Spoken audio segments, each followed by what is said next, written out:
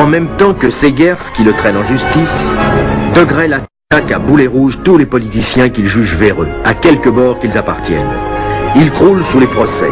Le parti catholique l'exclut. L'épiscopat belge interdit au clergé tout contact avec le rexisme et la vente de ses journaux devant les églises.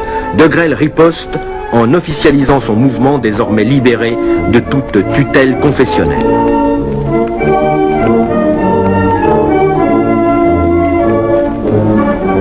Je voulais la réconciliation des consciences.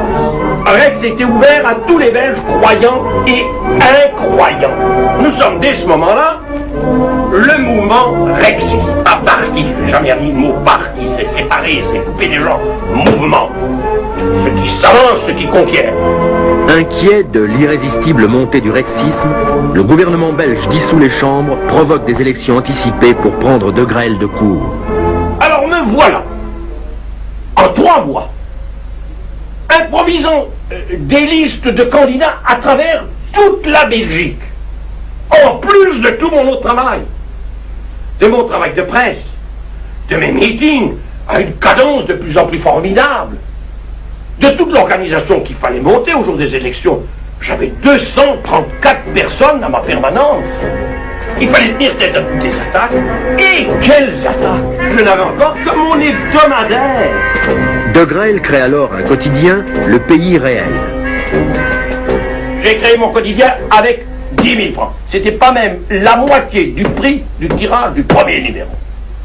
Et ce quotidien est arrivé à avoir un tirage de 250 000 exemplaires, contrôlé par notaire tous les soirs.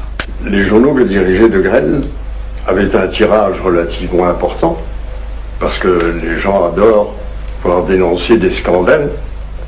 Mais dès que j'ai eu mon quotidien, je pouvais encore les connaître davantage, et alors surtout m'aimer. Je suis arrivé à en donner jusque 14 en un jour. Je me souviendrai du dernier jour d'élection, j'ai parlé de 7h du matin à 3h du matin de la nuit suivante. 14 meetings, contradictoires. Coup de théâtre final, ce fut le jugement Segers. Ce vieux ministre que j'avais traqué, qui m'avait poursuivi devant les tribunaux, le 10 mai 1936, éclatait le jugement. Non seulement j'étais acquitté, mais ce vieux fourbe était condamné. Ça fait un effet gigantesque dans le public.